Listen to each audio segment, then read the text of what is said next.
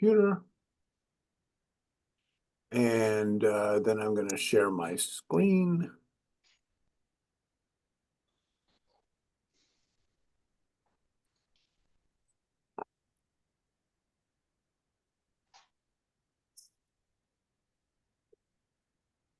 Good morning, everyone.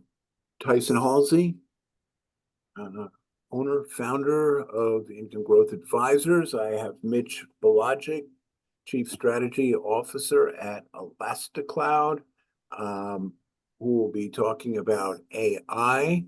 He also worked as a quantitative strategist for ITG, Investment Technology Group, for Elliott Associates, and for Everest Capital. Another old friend, Richard Gula, who worked under two famed investment icons, Ned Johnson at Fidelity. He set up the chart room there, but also Dean LeBaron, famed quantitative strategist and developer of indices. I've called today's presentation the Great Rotation, and the idea has been kind of going from growth to commodities. But I think that really the subtitle might be New Leadership. I'm getting a little noise back there. Hang on a second. Somebody might need to get muted. I'm going to mute Mike, whoever that is. But I think we're at a unique period, which is a little frightening to me. It reminds me of the 2000 tech bubble, because right now we have the Magnificent Seven and NVIDIA, which are putting in these enormous moves. And I think a lot of other stocks are getting left behind. And so the purpose of today's call, at least my part of the presentation, is to talk about some of the other areas where there is value. And if in fact we are in a blow-off parabolic move with large cap growth, you want to be allocating money to these places that have been left behind. Up here is one of my favorite enduring models that you can really bank on quantitatively, and that is the Fed risk premium model. Basically, what you can see is in 2000, it was red. You didn't want to be in the stock market then. That was before a huge decline in the S&P and the NASDAQ. It was a tech bubble, and it was terrible for the next 10 years. By 2008 and 9, the Fed model was flashing a buy signal at about 6 or 7. And then again during the European crisis in 2012, and again in 2020 during the COVID crash. Those were great times to buy the S&P 500. But it was a terrible time back in 2000, and at that point it was negative. Today we're at 0.28, which says there is very little premium offered by the stock market to go into that when you can go buy U.S. Treasuries. And really what the problem is that now, stocks are fully priced, but we have competition from bond prices. One of the other factors, undeniably, that people are looking at is NVIDIA, which this week surpassed Apple and Microsoft to become the largest market cap company in the world. And some people know a great deal about this. I know a little bit about it, but capitalization weighting indices, such as the S&P 500 and the triple Qs, basically make their allocations into each stock according to their market capitalization. So the bigger the company, the bigger portion of the money goes into the largest market cap companies. So during this period of tremendous growth that we've had in tech stocks and just the stock market, post the financial crisis, when interest rates were absurdly low, all the money went into the big cap-weighted indices like the S&P 500 and the triple Qs. And now NVIDIA is the largest component in there. And so people who are running money, and a lot of money is managed through these passive asset allocation strategies, the largest percentage is now going into the largest company, it always has, but you create this feedback loop, but they become very skewed towards the largest cap components. So here's a piece by Ari Wald, strategist, technical strategist over at OPCO.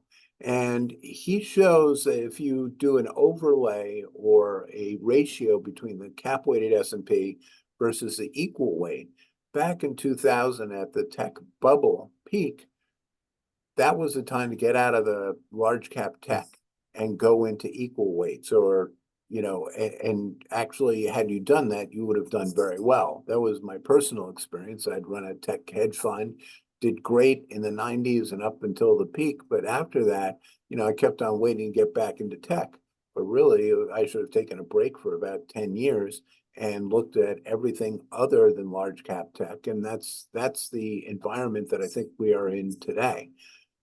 So one of the areas that I think is interesting is closed-end funds, MLPs, and certain high-yield bonds. And I was able to put together a portfolio recently for some clients and come up with a 10.5% yield. Because at the end of the day, if the market decides it wants to go sideways for a while, having a 10% yield on your assets, I think is very compelling. And just checking to see whether we get any new entrants. Not yet. But real quick, so there are Tellurian bonds that I talk about. It's a junk bond, GAMCO, Gabelli, Gold Natural Gas Fund, a Templeton Emerging Market Fund, and I think emerging markets will actually do well in the coming years. A Cloud Global Closed-End Fund, and a MLP called Western Midstream Partners. Sorry. Specifically, Tellurian's what they call a baby bond, and it matures at $25. It's currently at 17. It's got a current yield of about 12%. It's got an 8.25% coupon, and Tellurian is distressed. They have a going concern, but they're trying to build a liquefaction facility in Lake Charles, Louisiana, and we're optimistic on the stock and the project prospects. But we also believe that even if the company were to go bankrupt, their assets are worth 2 to 3 times what their liabilities are. And so you'll get paid out. So owning debt on that kind of property to me makes sense. And I'd say you get about a 40% yield to maturity. It matures in 2028. Another one of these is Gabelli Gold Natural Resource Income Fund. It's a closed-end fund.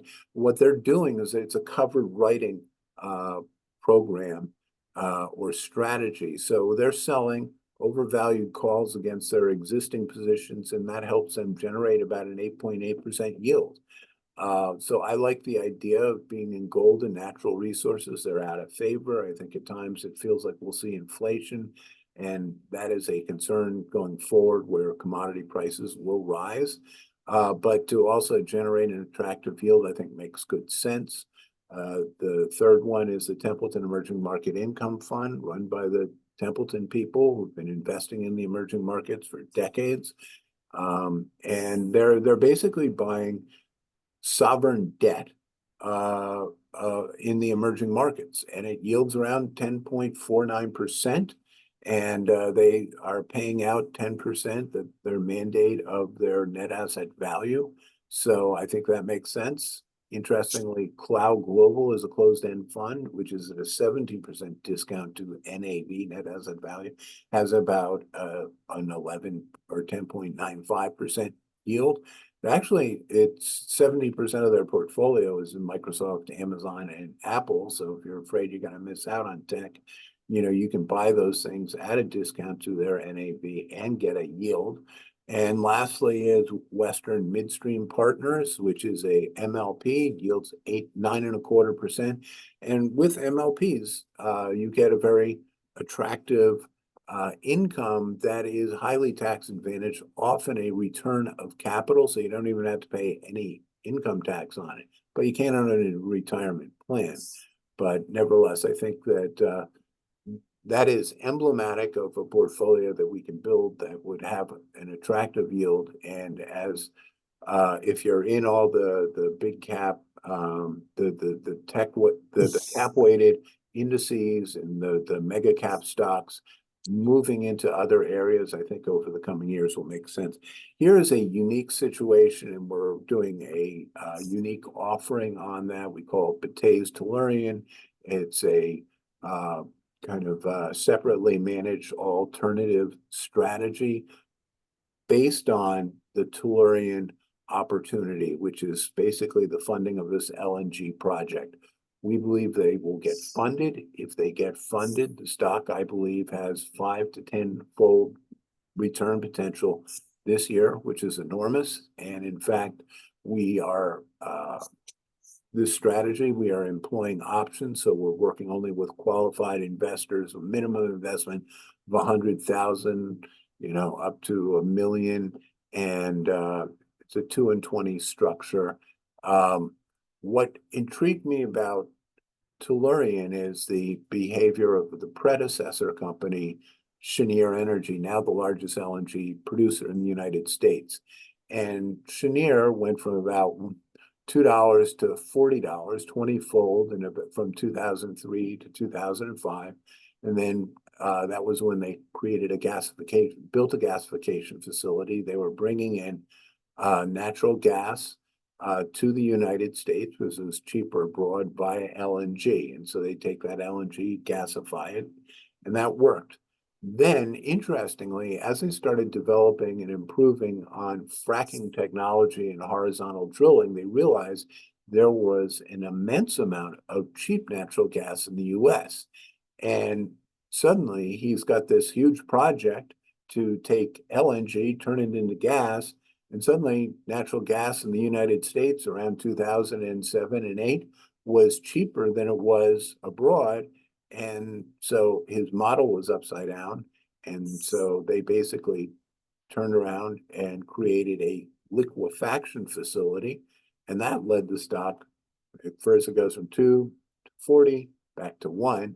And then it goes from 2 to 82, a 40 times move while they build a liquefaction facility. So there is precedent for the type of move that I'm looking for in Tellurian as they finance this opportunity. So it's an asymmetric opportunity, 10-fold returns.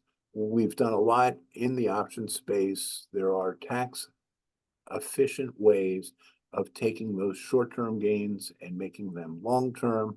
And then we look to actually take all those returns and convert them into recurring yield, a recurring yield portfolio. Just to do a little bit of a quick deep dive on how did I get to these numbers and why do I have so much confidence? The company put out a investor presentation in March, and in which they indicated that when this project is fully built, it will generate $1.7 billion annually in cash flow, or debt adjusted cash flow. And they should be generating $850 million in cash flow in 2029. And what I do is I take a 10 multiple on that cash flow. It is growing at this point at about, a fairly rapid clip, because it's looking to double that by 2033. And at a 10 multiple, you get about an 8.25, $8.4 billion market cap. And today the market cap of the company is 500 million. So you've got a 17x move potentially going forward. But the bulk of that move will occur when this deal gets financed, because the technology is well known. The EPC, the engineering, procurement, and construction company is Bechtel, the largest in the world. They've built more LNG plants. And so the technology is known. And so really the bulk of the risk is, can they actually get this project financed? And I expect that to happen. And in fact, I just saw a rumor today by a guy by the name of Mehdi Tuhi, who said multiple sources say that they'll be announcing a equity funding is rumored to be announced. And we're looking forward for announcements like that to drive the stock going forward. So again, what is Batey's Tellurian? It's a bespoke managed account designed to really move the needle in terms of capital gain, and then convert into income, for the long term. We're offering it under the brochure rule of the Investment Advisors Act, and it's a 2 and 20 fee structure run at Interactive Brokers. Give us a call if you'd like to learn more. I'm going to drill down a little further. Here is a history. I showed you previously what happened at Cheniere. This stock is one of the most volatile stocks I've ever been involved with, and it all swings around the issue of can they get their liquefaction facility up and running. The stock had collapsed around the 2020 COVID crash. Then when natural gas prices started to move up and it looked like they could finance a LNG facility, the stock then ran up to $6. They've had some bad luck more recently, and the stock has gone all the way back to about 60 cents. And it's bouncing around here. It's trading below book value. But recently, Aethon, a natural gas E&P private in the Haynesville, bought their properties for $260 million. They will be retiring most of the debt, which is problematic and has driven the going concern. So the going concern should be retired at the end of this month, I think around the 28th. And I wouldn't be surprised if we start seeing more announcements. They also signed a heads of agreement for an offtake agreement of 2 million tons per annum. And Bloomberg and Reuters both reported that Aramco and Woodside are in discussions to invest in driftwood. Aramco, largest oil company in the world, they want to get into LNG. They said that that is one of their focuses. It's one of their desires because they want to get out of oil. The LNG is the cleaner fossil fuel. It's the cleanest fossil fuel. So diversifying into LNG makes sense. So owning the largest LNG producer or potentially largest future LNG producer in the United States makes sense for them to get in.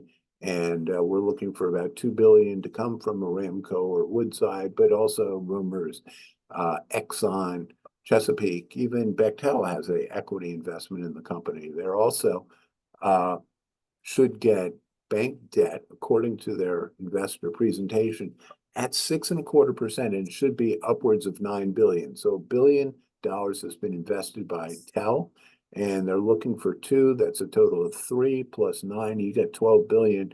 You're pretty much on your way to getting this project fully funded. I expect that to occur by the end of the summer. And so I think that this is very compelling. And it also is emblematic of the flip side of NVIDIA. Here is a stock with enormous growth potential, and the market really doesn't believe it at all. And I think that you're going to see money going out of tech, and large cap growth and energy and commodities will be one of those areas. So this is me. It's a great looking picture. With regard to my past, I won the USA Today CNBC National Investment Challenge in 1992, and I was trading biotech stocks up tenfold. It was a paper trading contest, but I actually was trading those stocks in real time, and made a lot of money for my clients. But what is important is that I was very focused on pivotal milestones in the development of these drugs, get FDA approvals and the like, and we got 3 of them right in a row. And I think that it is a similar sort of opportunity here around Tellurian, where you're going to get these milestones, and I think that the opportunity here is tremendously compelling, but it is risky. But that's what my work is telling me and my experience. So if you can afford to take a risk, it's one you might want to consider. And if you're wealthy and you want to take a large one, give us a call, because we think that this is one of the most compelling ideas we've ever seen. I'm going to have Mitch Bulajic now speak. Mitch, you should be able to, let me see whether I can put you on. Yeah, I just need to share the document. Hold on a second. Yes, go ahead. We'll go to Mitch Bulajic, and then we'll wrap with Richard Gula. And there you are. We see you. Okay. All right, I'm gonna give a quick overview. We call it AI and Financial Market Snapshot. Infographic, if you will, but just kind of a quick snapshot with infographics. What's going on, what's really relevant, and what's current right now. Now, one caveat, keep in mind that there's so much stuff moving and very fast. So I'm just trying to grab some relevant ongoing things. It's not a big picture because I will require really a lot of discussion and materials. And I broke it down by these titles, which I'll go over very quickly. It's not a particular order, it was just one by one. First thing, just to mention on the macro level. We've been hearing about it, and Tyson mentioned NVIDIA, and the whole market is up X amount because of the whole AI buzzword, and if there was no AI, it would be down and so on. Maybe that's true, maybe that isn't, but I would like to really focus on this B of A. They came up with a really good analysis, and what they're analyzing here, the chart shows the S&P 500 equal weight versus market cap on a 3-year annualized relative return. So if this is an indicator, and I think it is, not just because of the chart, I'll explain why, then if we look at this where we are right now, this kind of tech mania and the large caps outperforming small caps hasn't even reached the COVID levels, which means there could be substance to go further. And if you see back here during the tech bubble, it really went down dramatically. Now, the question is there content? Technically, statistically, it's possible. Yes, there definitely is, because if we are right at the beginning of the AI curve of the marketplace, I call it Internet 1992, roughly where we are, it's going to be a bumpy road, and it's not overnight. That's a whole different subject, which I won't dwell on now. So yes, we do have room to go up. And speaking of do we have room to go up, let's talk a little bit about NVIDIA, which you mentioned, Tyson. There's an argument to be made about NVIDIA just being priced to perfection. And there's also an argument to be made that things move so fast, not just in US, China, and everywhere, that chances become much deeper and much faster that NVIDIA is going to be faced with competition or some issues of maintaining that perfect pricing. I'm not suggesting short NVIDIA, but what I'm suggesting, there's a lot of players out there that actually are a good catch up to NVIDIA, like SMCI.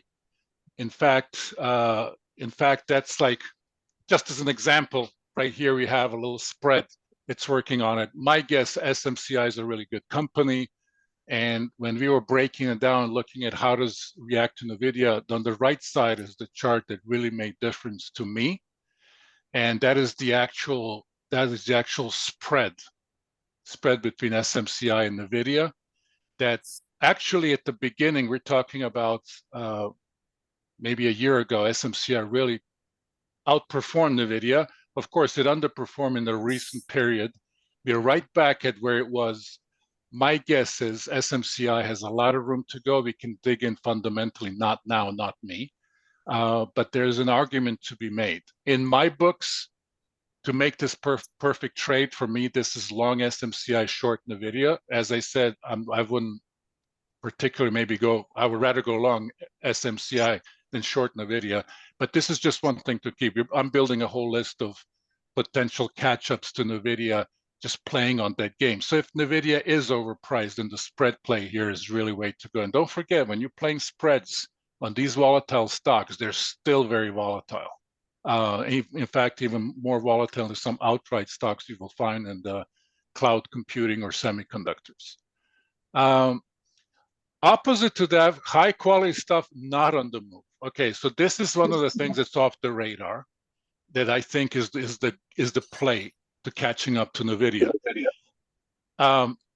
For instance, this is like NVIDIA versus Apple, and this is kind of a buzzword from 2 weeks ago. There was a lot of talk about Apple versus NVIDIA, Apple catching up to NVIDIA prior to the announcements at the WWDC, which is the Apple conference and whatnot, because there's huge expectations about Apple announcing some incredible things at AI, and that obviously didn't materialize. So a lot of people got caught off guard. This is an obvious play. Obvious plays never work. The one I showed before is not obvious, and they work very often. Just as an example. Now, move on. If we're talking about what are the patches of AI that still have much more room to go up than the Magnificent Seven or NVIDIA, which really is problematic at this point, I would focus on Sandeep from JPM's. He had actually a very strong, very positive review and buy ratings on ASML because generally it's a very bullish outlook on the long-term DRAM market. I'm not saying I just looked at ASML. I was like, I really believe in this DRAM market catching up. I think Sandeep really made a great point. I'm not going to get into it now, but there's like literally 12 points that I can confirm and totally agree with him. ASML is not necessarily the play here, but there's a lot of in the DRAM field that could be a better play. That's something that I still need to look into. But ASML itself shows very good technical patterns, good implied volatilities, good money flow. So there's really no reason. There's really nothing really on the technical side that's showing any weakness on it. But again, not necessarily ASML, but the DRAM market is like one of the ones that's going to be really catching up.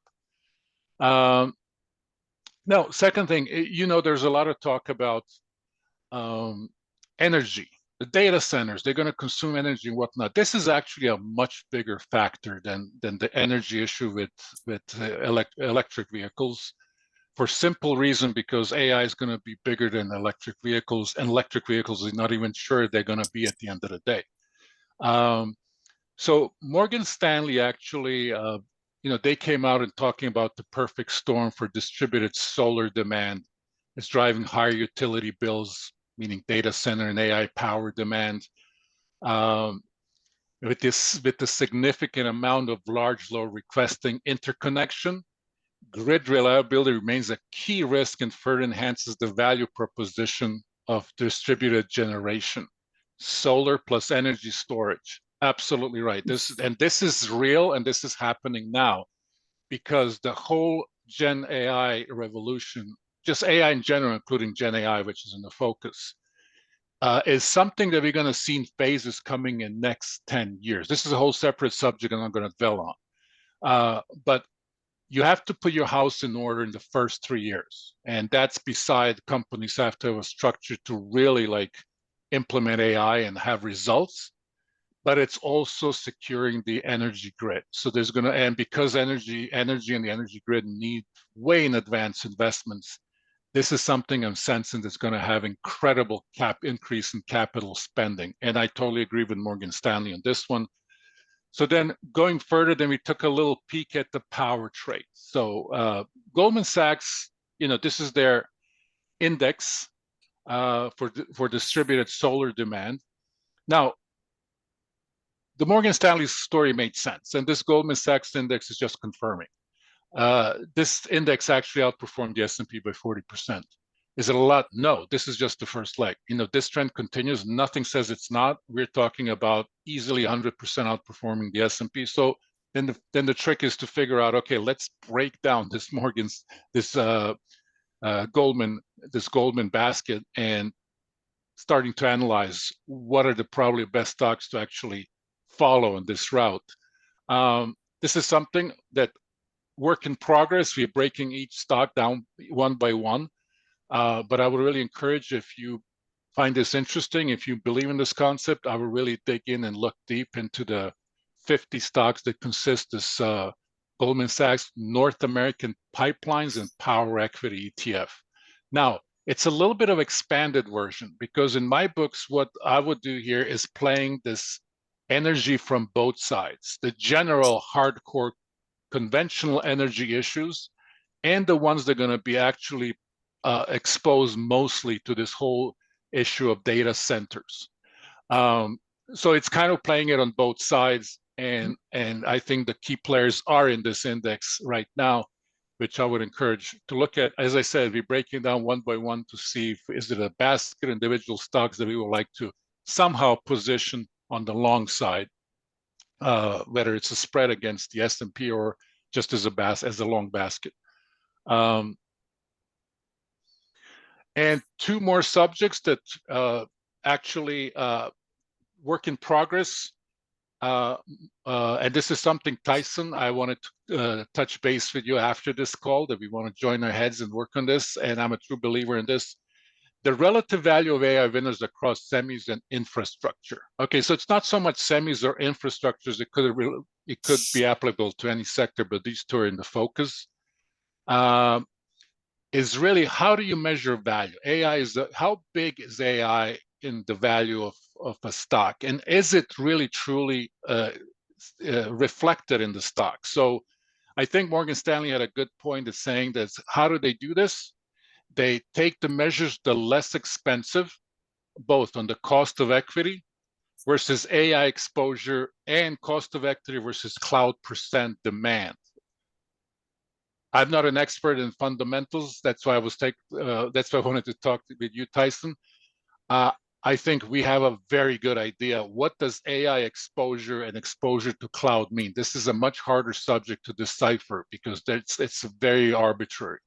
So putting these two things together is probably the future evaluation of these AI stocks, because right now there's not a measure to really understand how to actually value these stocks.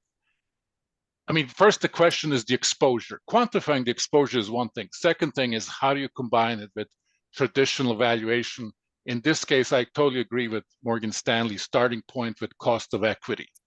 And this is like, white papers are written on this. I'm not going to dwell on it, but this is something that definitely is work in progress in incorporating the whole valuation of stock with the AI. And that is probably one of the best quantitative and fundamental methods of really picking out the winners in the long run.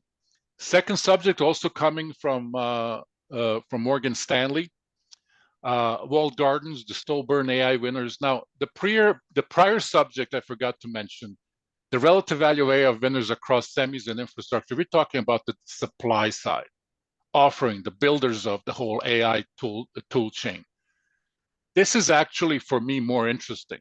When Morgan Stanley's talking about the walled gardens, the slow burn AI winners, they're talking about the demand side, meaning, how do the bricks and mortars actually enter and actually implement and gain from this whole AI journey? And that is the key. And going back, the reason I said this is 92 internet, and Tyson, you're expert in this with the Helsinki advisors, you're going to find a lot of parallels here. Because when we had the tech bubble, yeah, it was all about the supply side, but really until the demand side started really implementing successfully and showing, productivity and gains, that was a game changer. And that is something that is actually the big play. And most of the focus, as always in these early stages, on the supply side. But I'm really focused more on the demand side. And when they say slow burn AI winners, he's really meaning who's really diligently, disciplinedly implementing properly. And this is a subject that I've been working with a lot of our clients and with our sales and marketing team to get them to really understand why 90% of the companies have no idea what AI is, and even less how to implement it. And the whole point is, you have to walk into this whole maze from start to end.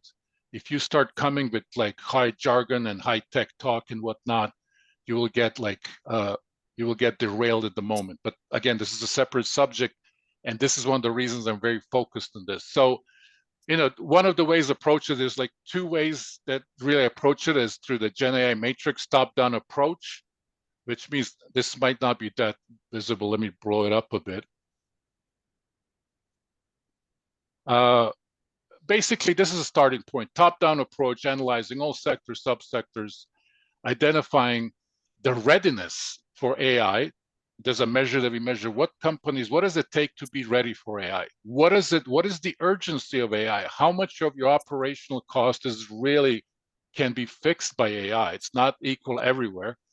And then performance. Now that's your entry point. Now, how does this affect? Where are you in the maturity scale? The reason I said enter in 1992, if you look at this chart here, the maturity score in the sixth column, you're going to see the highest maturity. This is 0 to 100. 0 meaning absolutely no AI, nothing, 0. Like literally like a hot dog stand in the corner.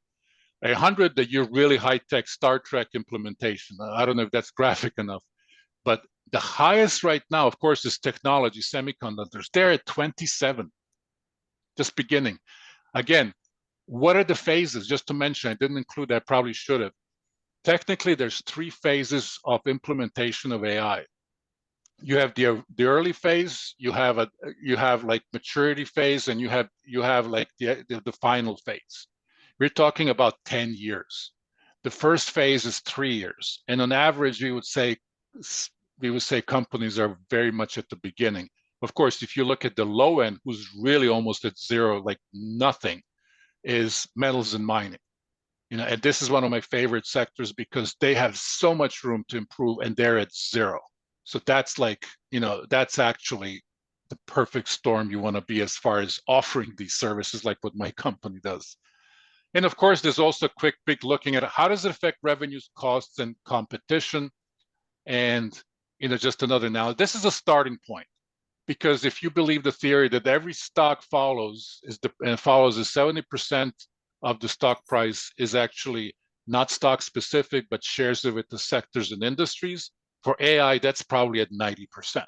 So if this is the starting point, unless the company has some significantly different things going on or it's different character, it will be pretty much with a very little margin of error in this profile here, which is a starting point.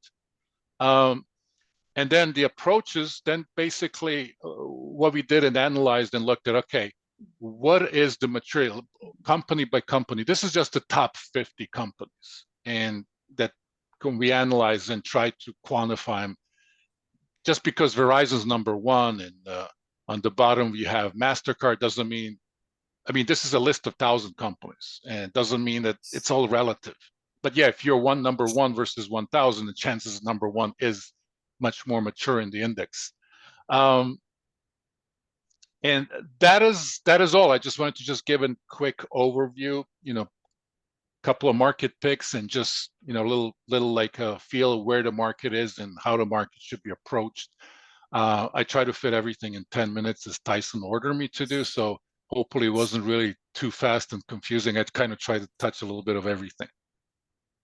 That's great, Mitch. I think we'll have some questions afterward, but what I'd like you to do is get out of your screen. I'm going to go back to the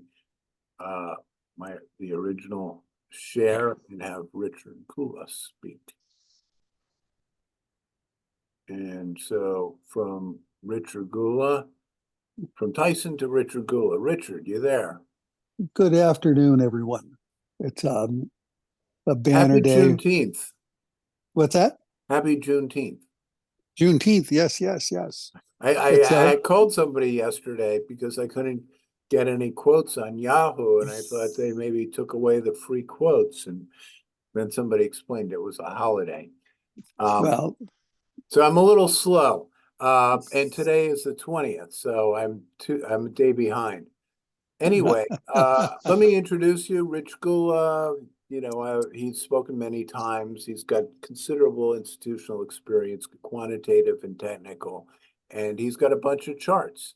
So, Rich, go ahead. Tell us about this chart of the S&P 500. Indeed, but one thought about Juneteenth. I did not check on either the Nigerian or Kenyan ETFs, but I'll bet that they were investable. So if you want to participate in the holiday in a financial way, there are ways to do that. I don't look at Egypt, and South Africa is always tricky. But anyway, for the chart you see, the extended S&P 500 is being blamed to some degree on the Magnificent Seven. By the way, there is I believe, a Round Hill, but I could be incorrect on the name, ETF that only buys those 7 stocks. So you can invest with that and not have to worry about the weighting of each one. But as I mentioned, Tyson, this morning, I asked Google how many ETFs there were and how many had NVIDIA.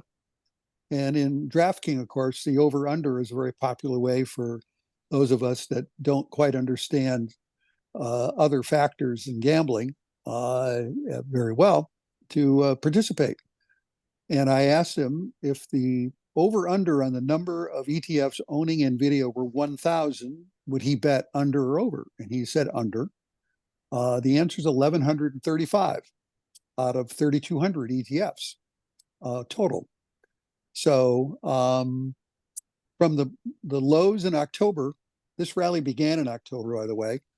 The S&P is up about 31%, and you see the extension is based on a simplest of all channel models, something called the Keltner channel. I like to use things that the younger technical folks don't like to use. Call me old-fashioned, if you will, or stubborn, which I'm both, I suppose.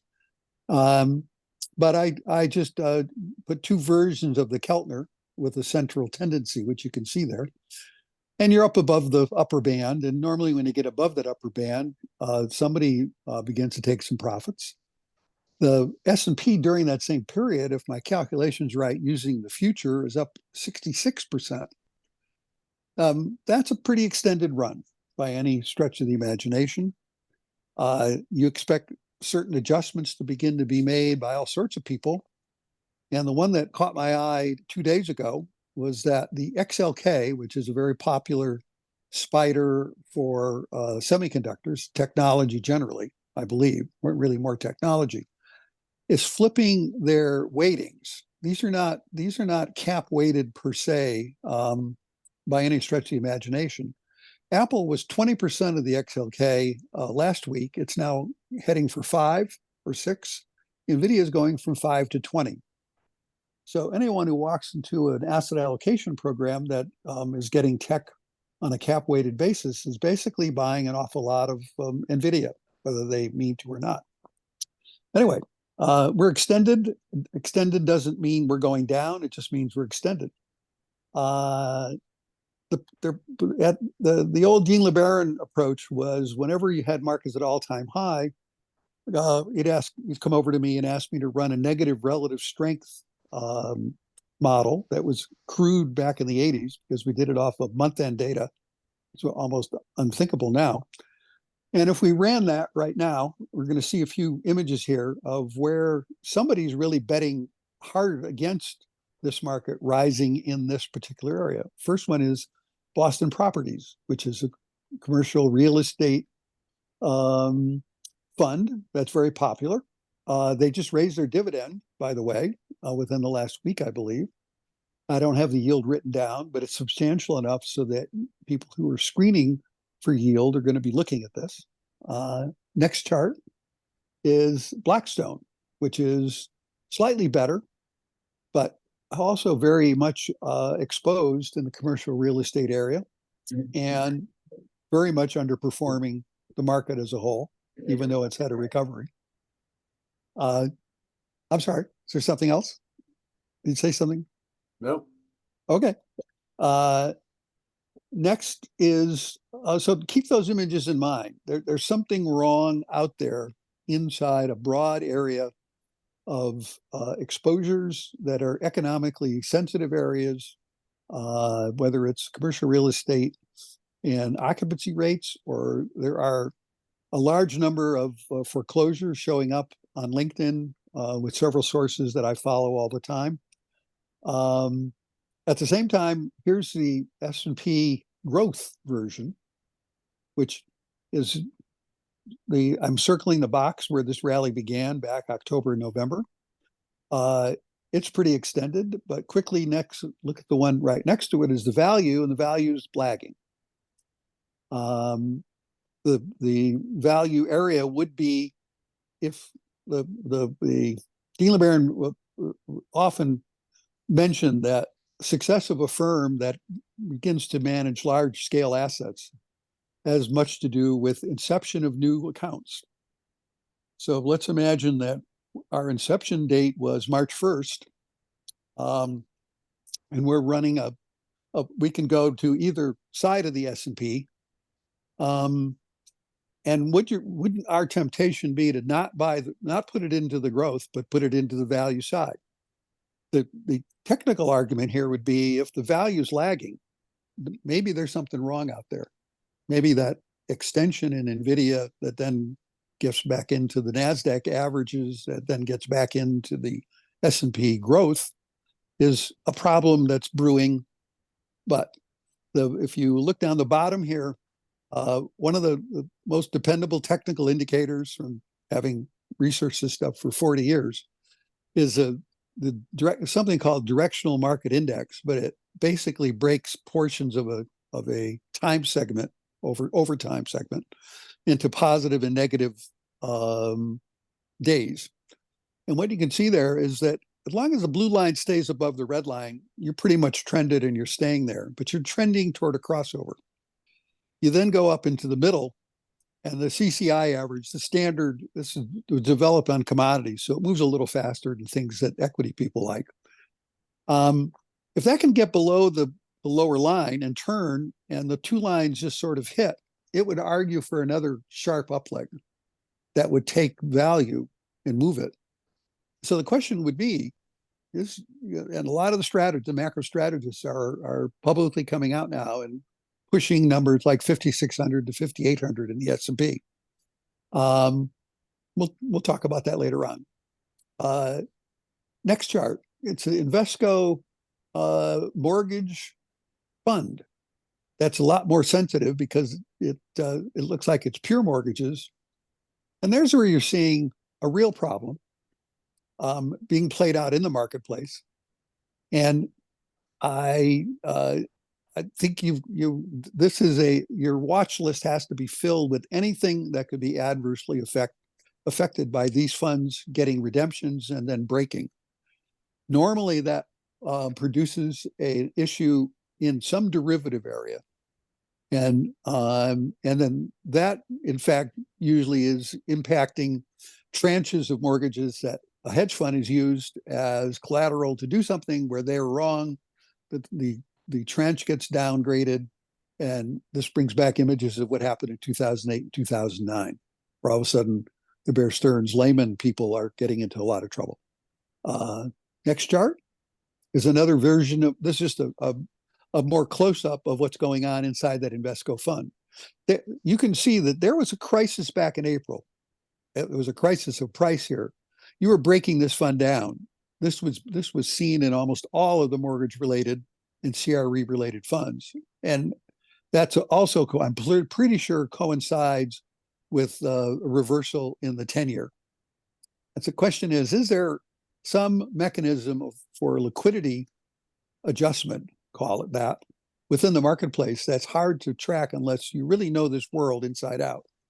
And I would have to guess that inside of every Fed meeting, there's a discussion of what's happening in this area. Next chart. Now we're on to happier stuff. Here's your extended NASDAQ, which is on a perfect run. This run is not stopping on a technical basis here.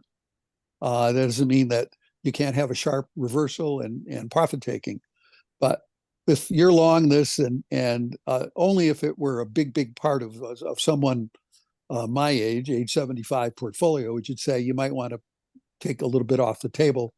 If it's a classic younger client, you would have to be staying exactly overexposed here. The Russell in the same time is not showing anything resembling that kind of vitality. I would argue, though, having done a lot of work on the Russell at various times of my career, if you got a 2,000 stock index and you do it into quartiles, there's 500 stocks here that are both fundamentally good and probably acting pretty well that most small cap managers can get to. unless they are sort of running far too much money and have a liquidity issue where they have to be in the entire index.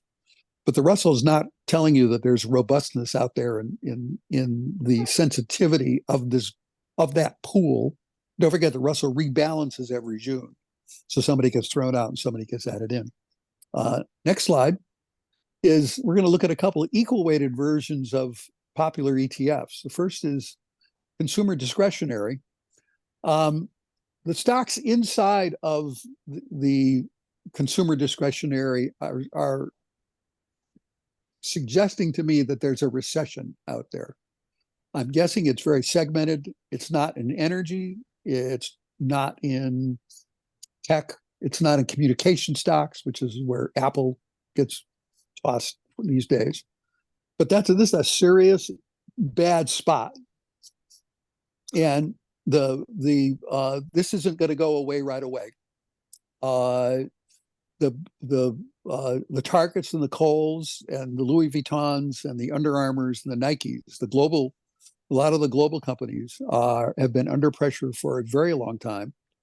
And so my watch list has anything to do with mortgage, CRE, et cetera, derivatives, has to do with retail, does not have to do necessarily with malls, interestingly. But anyway, equal weight financials. So JP Morgan's fine. I put down something called EBC, which is Eastern Bank, which is the largest bank in New England now after all the other banks were bought out or shut down after 2008. There were 11 major banks in Boston in 1990, and there are none now. Eastern Bank is a mid-cap by all reckoning. It is acting as if it has problems in the CRE area, and I'm not saying it does, but that's how it's acting. Europe, by the way, you had a very nice run inside of European stocks for institutions that like diversification and balance. Your allocation into Europe and I don't know what the global index is these days. The U.S. obviously is going to have a heavy weight, but you were nicely rewarded with a minimum of tech exposure. Other than SAP and Asmel, there isn't a lot of tech in the stocks 50, and France has the largest weighting as a country, with Germany close behind. Next, this is a pure mortgage fund that was very popular when rates were zero and there were 3% mortgages. And I've mentioned this in previous calls. I still remember the early morning show that CNBC had with Brian Sullivan, where he found an old-fashioned mortgage sort of guy. You might remember these guys had white shirts with garters that they had on their shirt sleeves because they didn't want their cuffs to get marked up when they were working hard with the calculator. And the fellow that was interviewed said, "I don't think there are going to be any bids on 3% mortgages in a year from now." And so that's what this chart looks like. Looks like it's got a lot of stuff exposed that hasn't been marked to the market, but the market has got a pretty nasty verdict. And notice that low in October. There was something very bad happening that got saved. And this is also on my watch list. How do you survive inside of something to do with the real estate world? You just go to a stock like Simon Property, which is a big mall developer. That's working just fine. It yield 5.1%. At the XLU, which is the standard utility go hide ETF, is 3.1%. And if you were going to say, well, let's go defensive and go buy Staples, figure that if something bad's going to happen, they'll survive. There's a little bit of the recession argument. Kraft Heinz has a 4.9% yield. So there's an interesting barbell of those two. I have a client / friend who's very interested in Energy Transfer. I'm sure it's a company that Tyson knows well. That's up there with an 8% yield right now. Normally, when you get two standard deviations above a 30-year, if that's probably where you'd be with that, you'd say, see that that dividend could be endangered. And I have not looked to see whether it is or isn't. But these opportunities are out there for that new inception to date client that came in on March 1st. And I got Kraft Heinz on the next slide. So, taking your choices between the two, that actually, could I live with that as a holding along the yield was safe? I think I probably could. And my downside, though, could easily be 10 to 15% in the stock. So that's where staples are, or a classic staple. And here's our XLK, which has been getting rebalanced. So that I'm guessing that's in a lot of IRAs and self-directed retirement plans right now. And I did put in the chart of Tellurian. And Tyson and I talked about this when it was down. It was around 40 to below that, as I recall. Is that right? Way back? You get there, get below 40. We were discussing it, and Tyson was a little discouraged because it'd been hit so hard. And I said, forget the fact that it's a 40-cent stock. It's trading 40 million shares a day.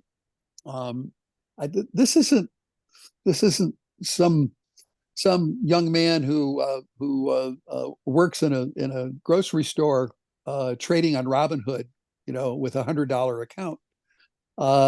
This is pretty serious stuff. And I said my read of this is that if you move up through any of the levels, you've got shorts that are going to get squeezed out pretty hard.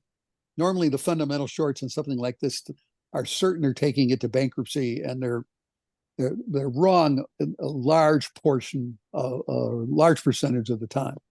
Notice how the volume popped when the stock broke up above. It's now faded back.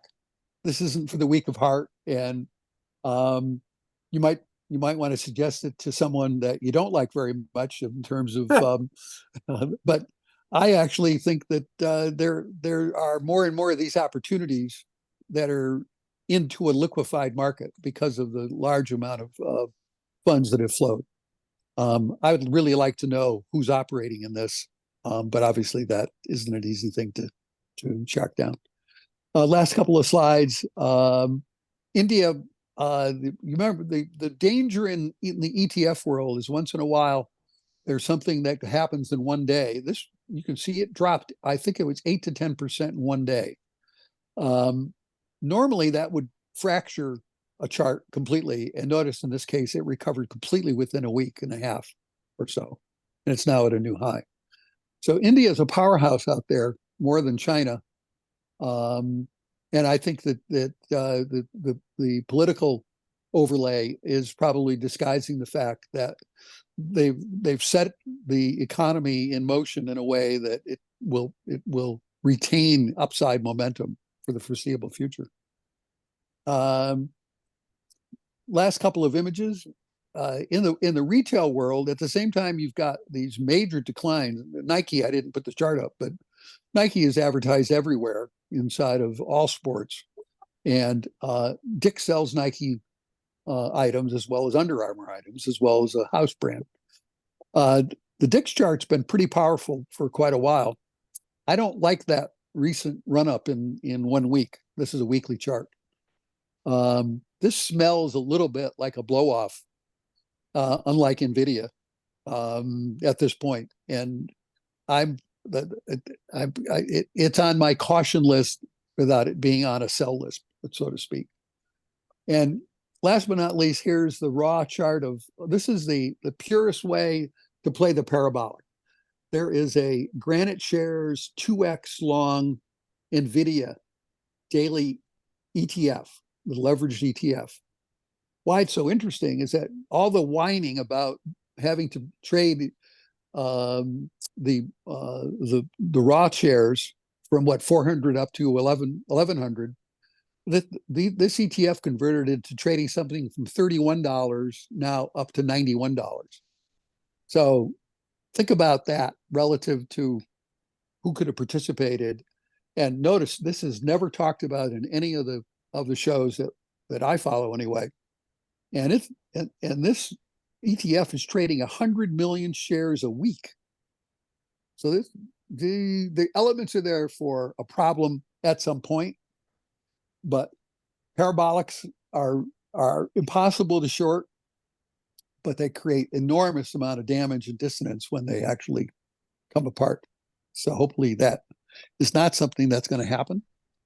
And I don't know. My last thought is that the golf people are whining about the way the U.S. Open was set up again.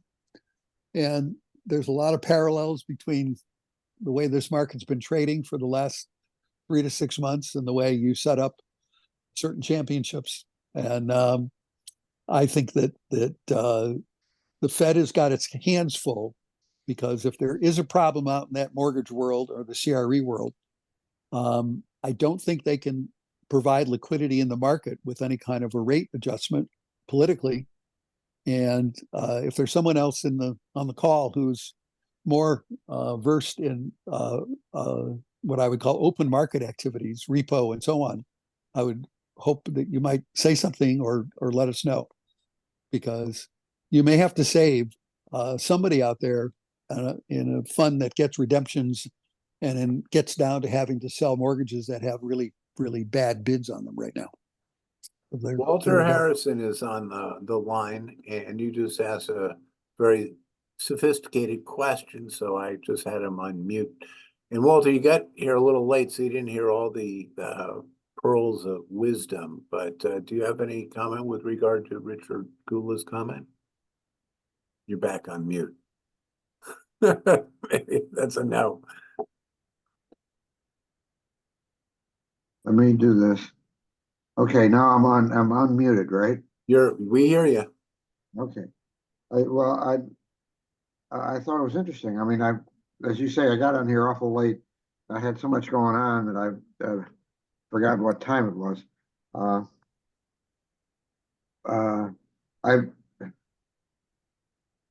I think to one of his points that we've been in, particularly in the manufacturing section, the goods stuff as opposed to the services and intellectual stuff, that we've been going through a rolling correction, which is why we haven't had an actual recession.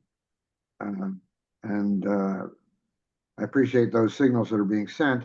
It seems the government was pretty effective. They were too effective in a way, of course. They wasted too much money. But, with both the California debacle and then the New York Community Bank debacle, which was just a very small and strange result, because you remember it was when the company in California went under that they purposely placed some of the detritus from what that caused into New York Community Bank. So I'm not too worried, but having said that, I hate parabolas as well. I got short, I guess it was, at the very peak of the previous tech boom, and nobody else did, which was nice.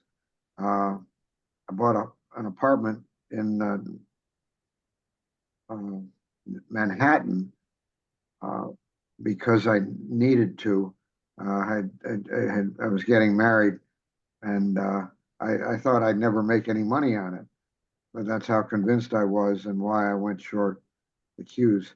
And of course, it ended up that I was right on everything, on the tax going down, but I was wrong on the apartment values to my benefit. So how long? I remember when I first met you, you were short the Qs, and we were meeting with Jack Brimberg for dinner somewhere. And that just struck me as so shrewd. I mean, I didn't like the tech market. I got out at the top, but then I got back in. But you were astute, and you are older than me, so you have the age and experience. But you went short the Qs and you stayed short. And the benefit of 2020 hindsight, it was like 7 or 8 years that that index went down. How long were you shorted, or Well- what's your set on timing? What is your The truth is I don't remember, but at the time I had, my hedge fund, and so that was part of my job. I'm sort of relieved that I don't have to worry about my shorts anymore. But the better one, now that we're bragging, is I also got short in I'm the only guy still actually functioning in the market that you'll probably ever find that was net short the 74 debacle. And that was once again just a parabola thing. I mean, the multiples on all those stocks, nothing compared to what we're seeing now in the tech area, but and I didn't cover my darn it. Rich, if it's any consolation, I'm even older than you, and so I can't even pull up the name of one of the major stocks. I didn't cover it until 1980 when I left A.W. Jones. So yeah. 6 years? The good news is, I probably would have been short. I definitely would have been short Tesla a long time ago. And I probably would have been short NVIDIA these days. And I'm so sad that I don't own it, but that's life. So who knows? I don't think we're due for a recession right away. I think the government can take care of this stuff, but I agree with Rich completely that, when this thing gets hit, it's going to be nasty.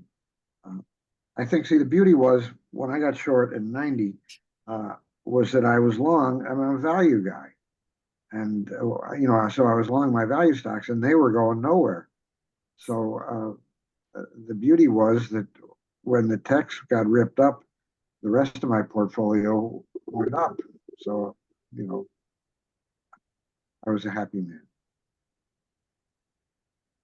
Well, Mitch, do you have any final comments or any last comments from anyone else? Well, thank you everyone for joining us today. We'll probably be meeting again next month, the month of July. And hopefully by then, Tellurian will have tripled and will be on its way. And we'll see what happens to this market that is showing signs of parabolic action, which to Walter, to myself, is something, and Paul Tudor Jones is something you got to watch out for. And thank you all. Thank you. Thank you.